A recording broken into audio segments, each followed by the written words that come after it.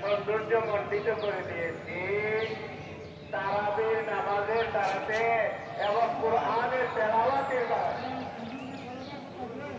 তারাবির নামাজের দ্বারাতে এবং কি কোরআনের তিলাওয়াতের দ্বারাতে। আমরা সুফিয়া তো দেখি একরকম, কিন্তু আল্লাহ পাক তো বলেন কি আরেক রকম। আমার চোখে দেখা ভুল হইতে পারে, হ্যাঁ, কিন্তু আল্লাহ পাকে যা ঘোষণা করছেন এইটার মধ্যে কি নাই কোনো ভুল। আল্লাহ পাক যে তারাবির নামাজ এবং কোরআন শরীফের তিলাওয়াতের দ্বারাতে রাত্রিকে সৌন্দর্যমণ্ডিত করে দিলেন, আমাদের সকলেরই তো আল্লাহর এই কাজের মধ্যে শরীক হওয়া দরকার। আল্লাহর এই কাজের মধ্যে কি শরীক হওয়া দরকার। যে ব্যক্তি অন্যের কোন কাজের মধ্যে শরীক হয় তখন সেই অন্য ব্যক্তি কি হয়ে যায়, খুশি হয়ে যায়। আল্লাহ পাকের কাজের মধ্যে আমরা যদি শরীক হয়ে যাই, আল্লাহ পাকও আমাদের উপর কি হয়ে যাবে, খুশি হয়ে যাবে। আর আল্লাহ পাক তো আমাদেরকে এই দুনিয়াতে পাঠাইছেন কিছু এই কয়েকটা দিন, কিন্তু কিছু মুহূর্ত এমন কাজ করা যে কাজের দ্বারাতে মাওলায় পাক খুশি হয়ে যাবে, মাওলায় পাক সন্তুষ্ট হয়ে যাবে। আল্লাহর সন্তুষ্ট হাসিল করার জন্যই তো আল্লাহ পাক আমাদেরকে দুনিয়াতে কি করতে পাঠায়। মুহতারাম হাজিরিন, মাওলায় পাক যদি আপনার আমার উপর খুশি হয়ে যান, তাহলে আর কি লাগে, আর তো কিছুই লাগে না। এটাই তো হইল কি সব থেকে বড় সম্পদ। সাহাবায়ে কেরাম, রাসূলুল্লাহ সাল্লাল্লাহু আলাইহি সাল্লামের সাহাবাগণ সব সময় এক চিন্তা, এক ভাবনায় থাকতেন যে কেমনে কইরা আমি আমার মাওলাকে কি করতে পারবো, খুশি করতে পারবো। এক মুহূর্তের জন্যও যেন মাওলায় পাক আমার উপর অসন্তুষ্ট না হয়, বরং সব হালতে আমি যেন আমার মাওলা পাককে কি করতে পারি, খুশি করে চলতে পারি। বুঝলেন? মাওলা পাককে কি করে চলতে পারি, খুশি করে চলতে পারি।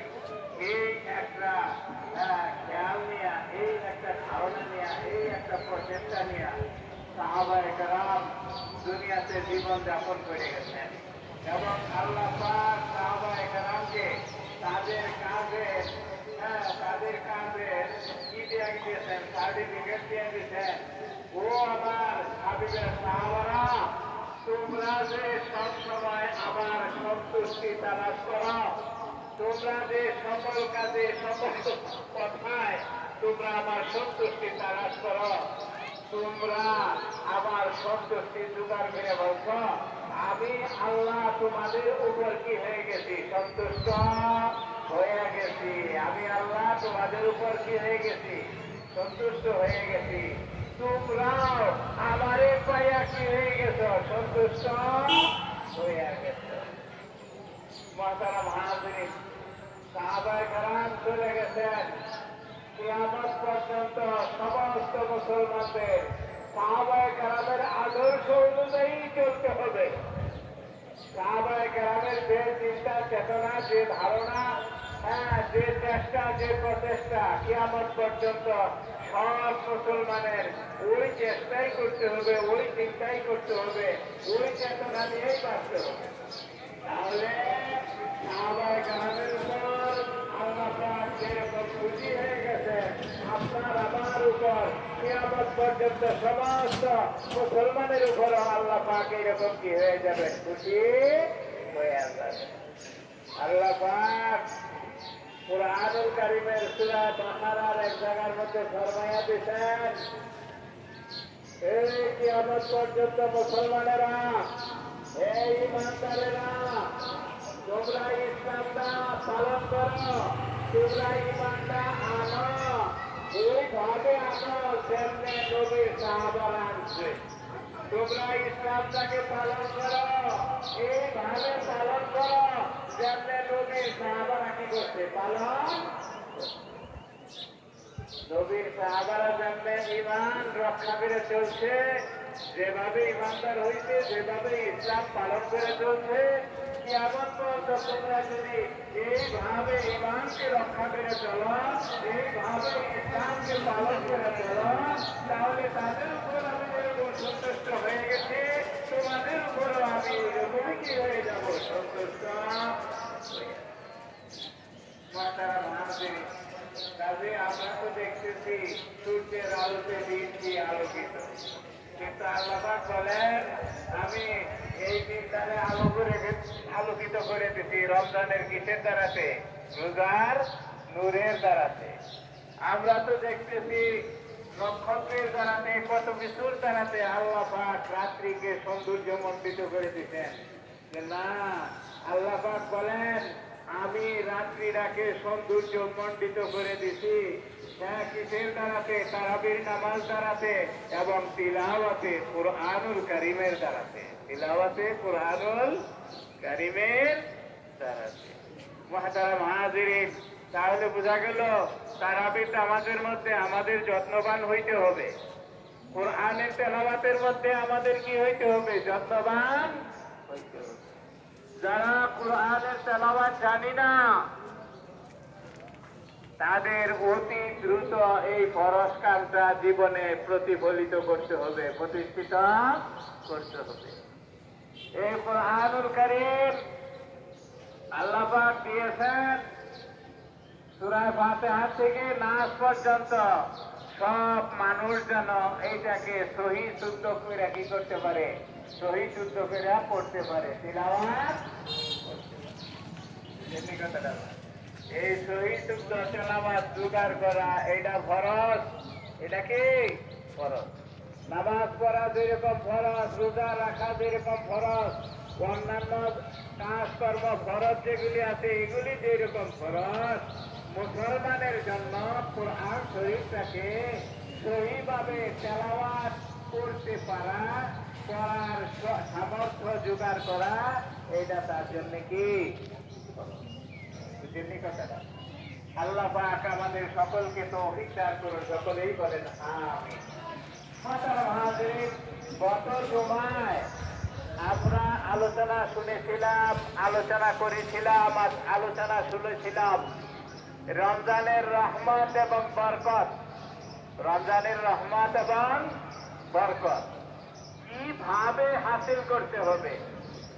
আমার মন গড়া পদ্ধতিতে, আমার বুদ্ধি বিবেক মতো, নাকি এখানে আমাদের সকলের কলিজার টুকরা তাজদার মদিনা হযরত মুহাম্মদ রাসূলুল্লাহ সাল্লাল্লাহু আলাইহি ওয়াসাল্লামের কোন দিক নির্দেশনা আছে? অবশ্যই রাসূলুল্লাহ সাল্লাল্লাহু আলাইহি ওয়াসাল্লামের কি আছে, দিক নির্দেশনা আছে। রাসূল সাল্লাল্লাহু আলাইহি ওয়াসাল্লাম যেভাবে বলে গেছেন সেইভাবেই রমজান থেকে আমাদের রহমত এবং বরকত কি করতে হবে, জোগাড় করতে হবে। মুহতারাম হাজিরিন, রহমত বরকত এগুলি জোগাড় করার কি কারণ, কি উদ্দেশ্যে রহমত জোগাড় করতে হবে? একদিন রাসূলুল্লাহ সাল্লাল্লাহু আলাইহি ওয়াসাল্লাম সাহাবায়ে কেরামের সামনে বয়ান করতেছিলেন।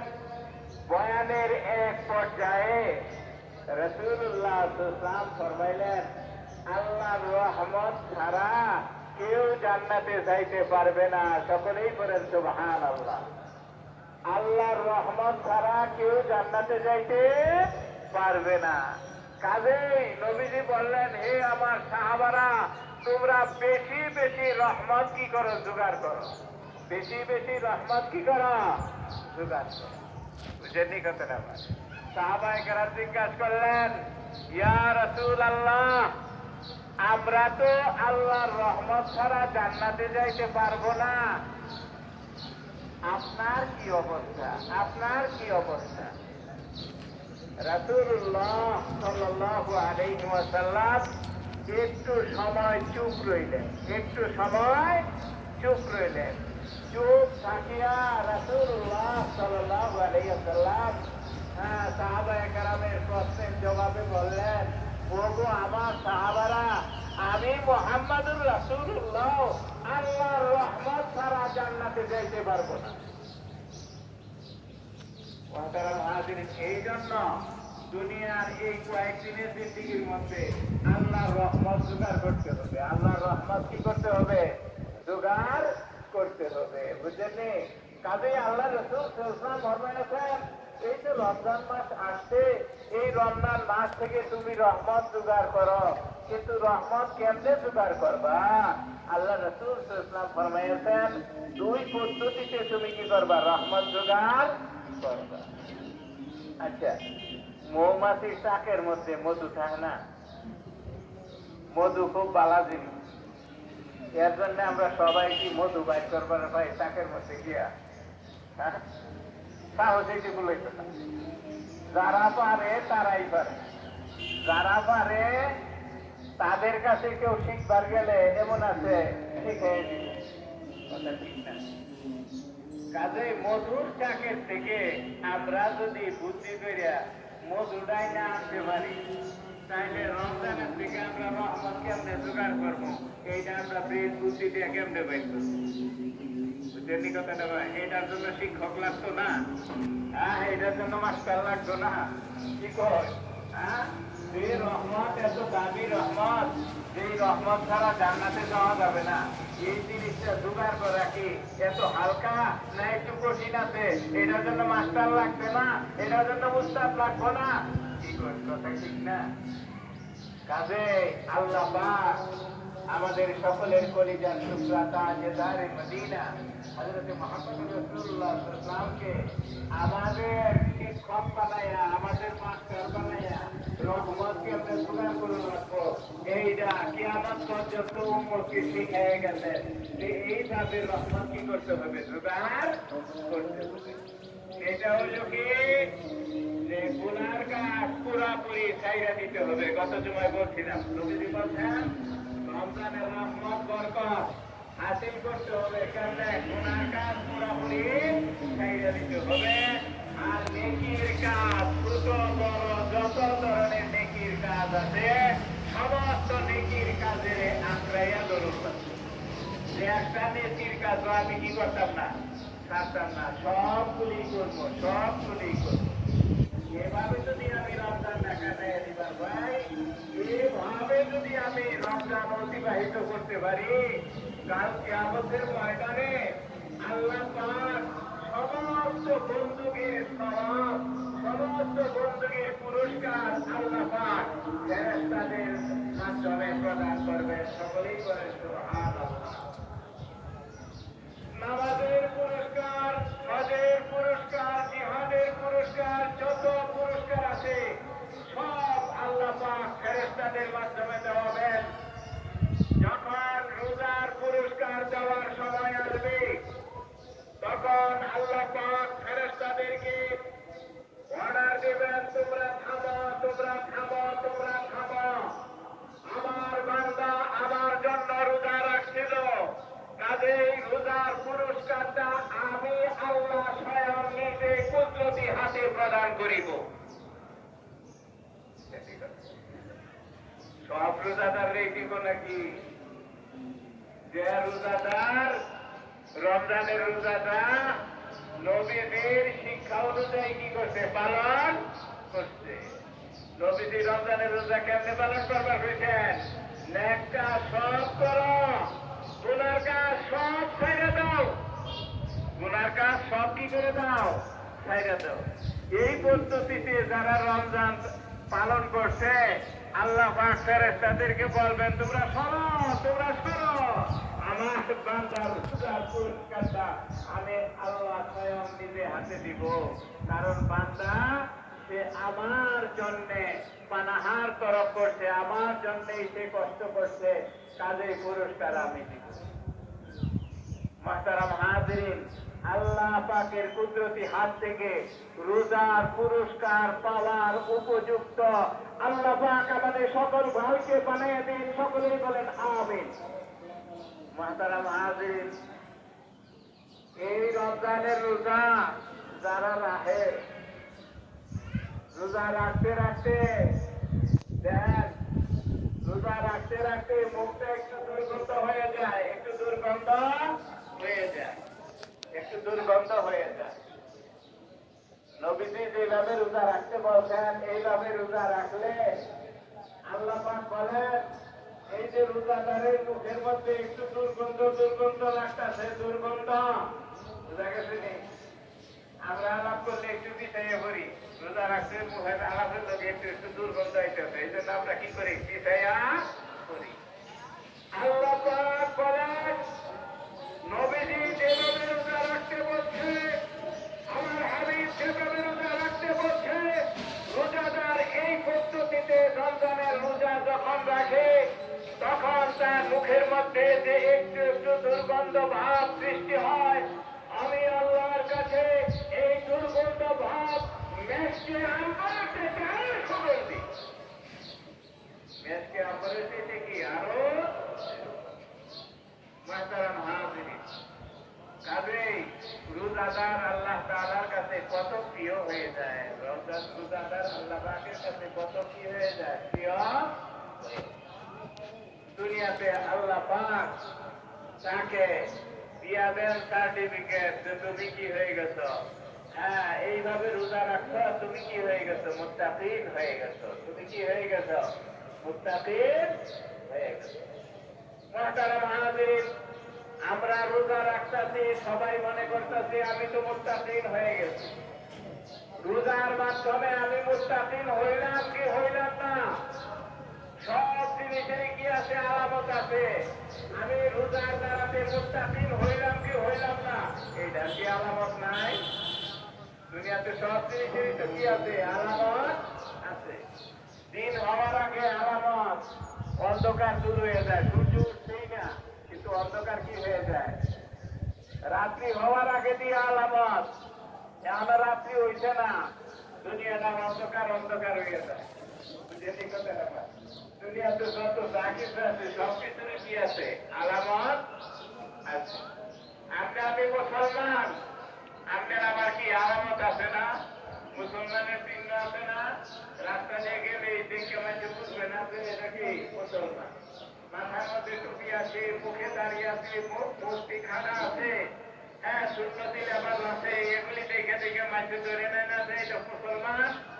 তাহলে মুসলমানেরও কি আছে, চিহ্ন আছে। মুহতারাম হাজির, আমি রমজান পাইয়া মুত্তাকিন হইলাম কি হইলাম না? মুত্তাকিন হইলাম নাকি হইলাম না? এটা জোগাড় করতে পারলাম নাকি পারলাম না? মুত্তাকিন, হ্যাঁ তাকওয়া আমি জোগাড় করতে পারলাম কি পারলাম না? এইটারও কি আছে, আলামত আছে। মুহতারাম হাজির, এটার আলামত হইল এই রোজা রাখার মাধ্যমে আমার আগের অবস্থার কি হয়েছে, পরিবর্তন হয়েছে। আগের অবস্থা কি হয়েছে, পরিবর্তন হয়েছে। সেটাকে যে ইসলাম এবং কোরআন হাদিসের মধ্যে আল্লাহ পাক যে কাজগুলো করতে বলেছেন, সেই কাজগুলো করার মধ্যে আমি মধুর মতো মজা পাইতেছি। আমি মধুর মতো কি পাইতেছি, মজা পাইতেছি। আমার কষ্ট লাগে না। আল্লাহ যেগুলি করবার কইছে, আল্লাহর হুকুম পালন করার মধ্যে আমি কি পাইতেছি, মধুর মতো কি পাইতেছি, মজা পাইতেছি। আল্লাহ পাক যেগুলি নিষেধ করছেন, আল্লাহ পাক যেগুলো কি করছেন, নিষেধ করছেন, এগুলি ছেড়ে দেওয়ার মধ্যে আমি কি পাইতেছি, মজা পাইতেছি। এগুলি খাইরা না দিলে আমার ভিতরে অস্থিরতা শুরু হয়ে গেছে। আমার ভিতরে কি হয়ে গেছে, অস্থিরতা শুরু হয়ে গেছে। শরীয়ত মেরা তবিয়ত বন গায়া, শরীয়ত মেরা কি আজ বন গায়া, তবিয়ত বন গায়া। যে শরীয়তের কাজ, কুরআন হাদিসের কাজ, আল্লাহর হুকুম, নবীর তরিকা, এটা আমার স্বভাবে পরিণত হয়ে গেছে। স্বভাবের কাজগুলো যদি মানুষ না করে, তখন আর তার শরীরের মধ্যে কি লাগে না, কোনো আরাম লাগে না। আমার ভিতরে এই অবস্থা এসে গেছে। যেরকম নাকি একটা মানুষের পেশাবে ধরছে, পেশাব না করলে আর কি লাগে না, শান্তি লাগে না। পেশাব বন্ধ হয়ে গেলে ওই জায়গায় বড় ডাক্তার আছে, তাড়াতাড়ি তার কাছে নিয়ে যাও যে পেশাব বন্ধ হয়ে গেছে। যদি টয়লেটে ধরে, যদি টয়লেটের কাজটা না ছাড়ে, তখন আর শরীরের মধ্যে কি লাগে না, শান্তি লাগে না। যদি বন্ধ হয়ে যায়, সব থেকে ভালো ডাক্তার কোথায় আছে, টয়লেট বন্ধ হয়ে গেছে, তাড়াতাড়ি আনো। দুশ্চিন্তার আর কি বে আরামের ও আরামের কোনো কি নাই, শেষ নাই, শরীরে আরাম থাকে না। এই রমজানের সিয়াম সাধনা করার পরে ইসলামের কাজগুলো এইরকম হইতে হবে, এইরকম কি হইতে হবে যে ইসলামের কাজে টাইম আসলে তখন আর তার কাছে ওই কাজটা করা ছাড়া কি লাগে না, শান্তি লাগে না। কোরআন হাদিসের মধ্যে আল্লাহ তাআলা যেগুলি নিষিদ্ধ করে দিয়েছেন, এগুলি বর্জন না করলে আমার আর কি লাগে না, শান্তি লাগে না। যখন এই অবস্থা আপনার আমার ভিতরে এসে যাবে, তখন বোঝা যাবে যে আবার দাঁড়াতে এই রমজানে তাকওয়া জোগাড় করা হয়েছে। আল্লাহ পাক তাকওয়া জোগাড় করার কি দিতেন, তৌফিক দিতেন। আর রমজান গেল, রোজা রাখলাম, অবস্থা আগেরটাই, অবস্থা কি আগেরটাই, একটু গিয়েছে না, পরিবর্তন হয়েছে না, অবস্থা আগেরটাই একেবারে। এটা আমি একটু কি করতে পারছি না, ছাড়তে পারছি না। তাহলে বোঝা গেল এই রোজাদার সম্পর্কে আল্লাহ রাসূল সাল্লাল্লাহু আলাইহি ওয়াসাল্লাম ফরমায়াছেন, আমার উম্মতের মধ্যে কিছু কিছু রোজাদার এমন হবে, তারা কুকুরের মতো না খেয়ে থাকবে, ক্ষুধার জায়গায় থাকবে, কিন্তু রোজার কোন রহমত বরকত তারা কি করতে পারবে না, জোগাড় করতে পারবে না। কুকুর সারাদিন সারা রাত না খেয়ে থাকে। নবীজি বলছেন যে কিছু রোজাদার আমার উম্মতের মধ্যে এমন হবে, এরা কুকুরের মতো কি খালি ক্ষুধার জ্বালায় কি করলো, সহ্য করলো। এই রোজা দিয়ে তাদের কি হবে না, রহমত জোগাড় হবে না, বরকত কি হবে না, জোগাড়। প্রায় প্রত্যেক দিনই জিজ্ঞাসা করতেছি, রোজা রাখছ? বলে হ্যাঁ রোজা রাখছি। জোহরের আজানে গেছে, চলো যাই। আর কি করে না, রাও করে না। আচ্ছা রোজা রাখছে, নামাজটা পড়তেছে না, তাহলে এই রোজাদারের রোজা থাকা আর কুকুরের মতো কি থাকা, না খাইয়া থাকা, ক্ষুধা জ্বালা ভোগ করা একটু হয়ে গেছে না। এটা আমার কথা না নবীজির কথা? নবীজির কথা। মুহতারাম হাজিরিন, কাজেই রমজান রাখতে, রমজানের রোজাগুলো রাখতে হবে কিভাবে? এইভাবে যে সব নেক কাজ করতে হবে, আর সব খারাপ কাজ, গুনার কাজ সব কি করতে হবে, পরিত্যাগ করতে হবে। এইভাবে রোজা রাখলে আল্লাহ পাক আপনাকে আমাকে তাকওয়া হাসিল করে দিবে, তাকওয়া পুরস্কার হিসাবে দুনিয়াতে কি করবেন, দিয়া। মুহতারাম হাজিরিন, রমজানের মধ্যে, তারাবির মধ্যে কোরআনের তেলাওয়াত করার কথা বলা হয়েছে। আল্লাহ পাক কুরআনুল কারীমের এক জায়গার মধ্যে ফরমায়া দিয়েছেন, ওয়ারাত্তিলিল কুরআনা তারতিলা, ওয়ারাত্তিলিল কুরআনা তারতিলা, ওয়ারাত্তিলিল কুরআনা তারতিলা। এই আয়াত যখন নাযিল হয়েছে, এই আয়াত নাযিল হওয়ার পরে সাহাবায়ে কেরাম আরবি ভাষার লোক হওয়া সত্ত্বেও এটা আরবি ভাষার কথা, ওয়ারাত্তিলিল কুরআনা তারতিলা, এই কথাটুকুর অর্থ বুঝতেছেন না। অর্থ কি বুঝতেছেন না? সাহাবায়ে কেরাম তালিবুল ইলম ছিলেন, ছাত্র ছিলেন, আর মুহাম্মদুর রাসূলুল্লাহ সাল্লাল্লাহু আলাইহি ওয়াসাল্লাম উনি উস্তাদ ছিলেন, শিক্ষক ছিলেন। রাসূলুল্লাহ সাল্লাল্লাহু আলাইহি ওয়াসাল্লাম স্বয়ং নিজেই কি করছেন, ঘোষণা করছেন যে আল্লাহ পাক এই দুনিয়াতে আমাকে শিক্ষক বানায়া পাঠাইছেন, শিক্ষক বানায়া পাঠাইছেন। রাসূলুল্লাহ সাল্লাল্লাহু আলাইহি ওয়াসাল্লামের বিভিন্ন ঘটনার দ্বারাতে মুসলিম যারা আছে তারা বলতে বাধ্য হয়েছে যে সারা পৃথিবীতে রাসূলুল্লাহর মতো ভালো শিক্ষক এই পর্যন্ত পয়দা হয় নাই, কিয়ামত পর্যন্ত নবীদের মতো ভালো শিক্ষক কি হবে না, পয়দা হবে না।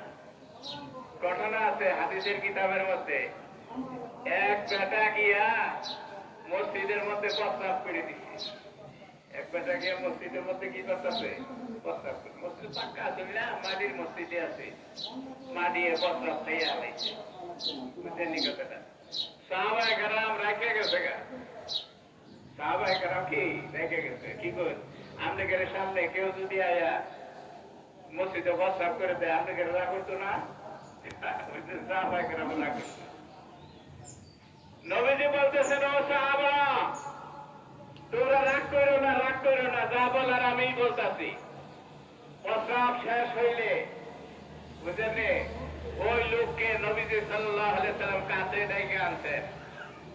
কাছে ডাইকে আইনা বলতেছেন নবীজি তাকে, ওগো এই যে এটা আল্লাহর ঘর মসজিদ, মসজিদকে নির্মাণ করা হয়েছে ইবাদত বندگی করার জন্য, প্রস্রাব করার জন্য কি করা হয় নাই, নির্মাণ করা হয়। প্রস্রাব করার জন্য এটা বানানো হয়েছে, এটা ইবাদত বندگی করার জন্য কি করা হয়েছে, বানানো হয়েছে। নবীজি এইভাবে শিক্ষা দিলেন। এই শিক্ষাটা ওই বিধর্মীর কাছে এত পছন্দ হয়েছে, পছন্দ হইয়া নবীর আচরণে, নবীর এই শিক্ষায় এক অভিভূত হইয়া উনি সাথে সাথে নবীজির কাছে হাত বাড়াইয়া দিতেন, ওগো আল্লাহ রাসূল আপনি আমাকে এক্ষুনি কালিমা তৈয়বা পড়াইয়া মুসলমান বানাইয়া দিন। তাহলে রাসূলুল্লাহ সাল্লাল্লাহু আলাইহি ওয়াসাল্লাম কি পরিমাণ ভালো কি ছিলেন, শিক্ষক ছিলেন। দেন এই যে শিক্ষকতা করলেন, এই শিক্ষকতা দ্বারাতে একটা বেঈমান কাফের সে কি হয়ে গেল, মুসলমান হয়ে গেল। মুহতারাম হাজিরিন, নবীজি নিজেই ঘোষণা করছেন, আল্লাহ পাক আমাকে শিক্ষক বানায়া দুনিয়াতে কি করছেন, পাঠাইছেন।